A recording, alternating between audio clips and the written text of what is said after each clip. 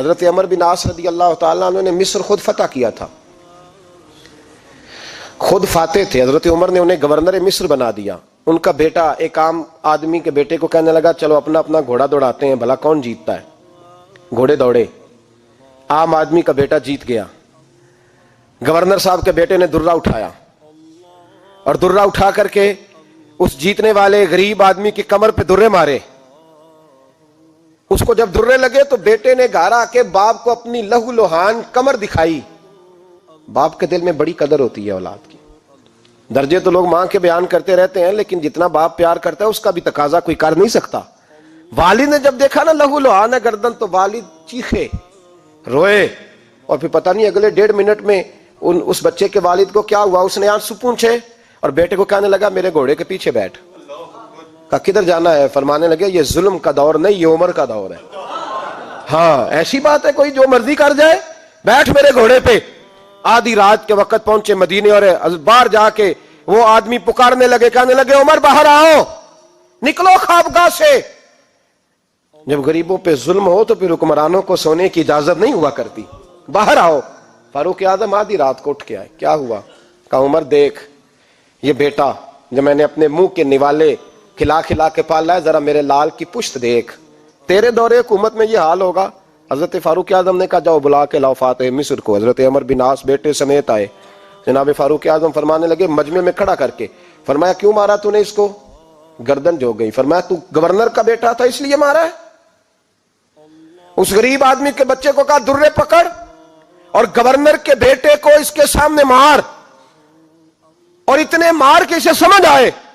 جب اس کو درے لگ رہے تھے تو لوگ دیکھ رہے تھے. تھوڑی دیر گزری تو حضرت سیدنا عمر فاروق رضی اللہ تعالیٰ عنہ نے فرمایا گورنر مصر کو بھی سزا دو، اس کے کپڑے اتروا کے اسے ٹاٹ کا لباس پہناؤ. لوگ کہنے لگے حضور گورنر صاحب کی کیا غلطی؟ سنو اور یاد رکھنا. حضرت فاروق اعظم کہنے لگے اس بچے کے دل میں بات ڈالی کس نے کہ تو گورنر کا بیٹا ہے؟ کس نے بات ڈالی کہ تو چودھری کا بیٹا اور باقی کمی ہوتے ہیں؟ کس نے سکھایا اسے؟ وہ طاقتیں بھی ہم کچھ لیں گے جو سکھاتی ہیں کہ فلانا بڑا ہے فلانا چھوٹا ہے. فرمایا نا، جب کوئی رسول اللہ کا کلمہ پڑھ لیتے ہیں وہ برابر ہو جایا کرتے ہیں. اس کو کس نے سکھایا؟ کس نے سکھایا اس کو؟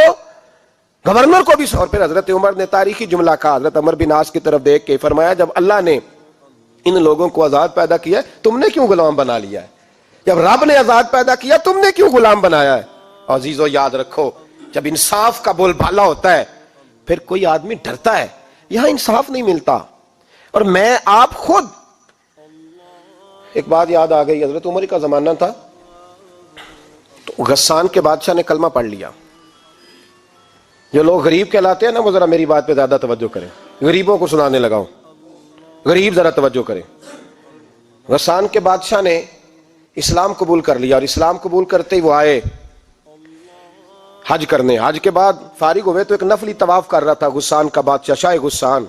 آج تو خانہ کعبہ میں بھی وی آئی پی پروٹوکول ملتا ہے، آج تو مسجد نبی میں بھی وی آئی پی پروٹوکول ہوتا ہے. یہاں آ کے بھی، یہاں بھی اور دیکھتے صحیح تو کھڑا کہاں ہے. یہاں بھی پولیس والوں نے بازو پکڑے. سوچو تو صحیح، یہ حال کر دیا تم نے مذہب کا. طواف کعبہ ہو رہا ہے اور غسان کے بادشاہ نے جبہ پہنا ہوا ہے باریک اور لمبا. وہ طواف کعبہ کر رہا تھا تو ایک غریب آدمی کا پیر اس کے جبے پہ آ گیا. جب پیر آیا تو اس نے پلٹ کے غریب کے منہ پہ تھپڑ مارا. جب تھپڑ مارا تو اس غریب نے سیدنا فاروق اعظم کی عدالت میں مقدمہ کر دیا. کہا بادشاہ نے تھپڑ مارا ہے. حضرت عمر فاروق رضی اللہ تعالیٰ عنہ نے بادشاہ کو بلایا. فرمایا تو نے اس غریب کو مارا ہے؟ کہا جناب اس نے پیر رکھا تھا. تو فرمایا پیر رکھا تھا تو کیا ہو گیا؟ تو نے کیوں لمبا جبہ پہنا تھا؟ تجھے سمٹ کے چلنا چاہیے تھا. کہا میرے لیے حکم کیا ہے؟ حضرت عمر کہنے لگے یہاں اسے رات میں راضی کر لے، ورنہ صبح اسی جگہ اسی کونے میں خانہ کعبہ کے سائے میں وہ غریب تیرے منہ پہ تھپڑ مارے گا اور تجھے تھپڑ کھانا پڑے گا. غریبوں سنو سنو، ساری رات وہ غسان کا بادشاہ غریب کی منت کرتا رہا تو راضی ہو جا.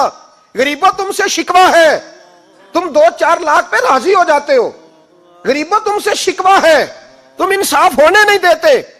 غریبوں تم تھوڑی تھوڑی بات پہ مطمئن ہو جاتے ہو. تھوڑی تھوڑی بات، جتنے غریب تن ہیں لباسوں سے دور دور اتنی ہی چادریں میں مزاروں سے چھین لوں، اور جتنے غریب گھر ہیں اجالوں سے دور دور اتنی ہی روشنی میں ستاروں سے چھین لوں. اتنی تو ہمتیں ہو میری کم سے کم بلند کہ شاہوں کے تاج فقط اشاروں سے چھین لوں. تمہاری زیادتی ہے, تم نے ظلم پروان چڑھایا ہے. جب تم چودھری کے کہنے پر ایم این اے کے کہنے پہ راضی ہو جاتے ہو, تم انصاف ہونے نہیں دیتے. ڈٹنا سیکھو, کھڑے ہونا سیکھو. جب اسے کہا نا راضی ہو جا, تو وہ غریب کہنے لگا میں راضی ہو جاؤں اور کل تو کسی اور کو بھی تھپڑ مارے. فرمایا جتنی تیرے پاس دولت ہے لا کے قدموں میں رکھ. ہم دولتوں کی پرواہ اس لیے نہیں کرتے کہ ہم نے محمد عربی کا چہرہ دیکھا ہوا ہے. اب میری نگاہوں میں جچتا نہیں کوئی, اس لیے کہ جیسے میرے محبوب ہیں ویسا نہیں. تم اثر لینا چھوڑ دو, تم اثر بڑا لیتے ہو. ہاں تمہارے اوپر چیزیں اثر انداز ہوتی ہیں, اس لیے انصاف نہیں ہوتا. ڈٹنا سیکھو, کھڑے ہونا سیکھو. جو بھائی ڈٹ جاتا ہے نا وہ بڑے کمال کر جایا کرتا ہے. ساری رات مناتا رہا. حضرت عمر سے کہنے لگا وہ نہیں مانتا, تو جناب عمر کہنے لگا پھر تیاری کر لے. ہم بادشاہ نہیں دیکھیں گے, دولت نہیں دیکھیں گے, ہم رسول اللہ کا دین دیکھیں گے, ہم نبی پاک کا نظام دیکھیں گے. وہ بادشاہ رات کو دوڑ گیا, بھاگ گیا, جا کے عیسائی ہو گیا. لوگوں نے کہا اتنا قیمتی آدمی عمر نے ضائع کر دیا. فرمایا چپ کرو, میں نے کوئی چیز ضائع نہیں کی, میں نے تو اپنے رسول کا دین بچا لیا ہے. کوئی شے ضائع نہیں ہوئی. عدل جب تک میں پھر کہوں گا, اس عدل کے نقصان میں ہر آدمی برابر کا شریک ہے. ہم عدل ہونے نہیں دیتے, ہم عدل قائم نہیں کرتے. ہمارا تقاضا ہی نہیں کہ عدل ہو, ہم اپنے آپ کو عدل کے لیے پیش ہی نہیں کرتے, مزاج ہی نہیں. حضرت علی المرتضیٰ ایک جری انسان تھے, اور وہ علی تھے جن پر انسانیت رشک کرتی ہے. اور مولا علی وہ ہستی تھے کہ میرے مصطفیٰ کریم صلی اللہ تعالی علیہ وسلم نے فرمایا اس کے دیدار کو تو فرشتے بھی آیا کرتے. نا بڑا آدمی, اور پھر امیر المومنین خلیفہ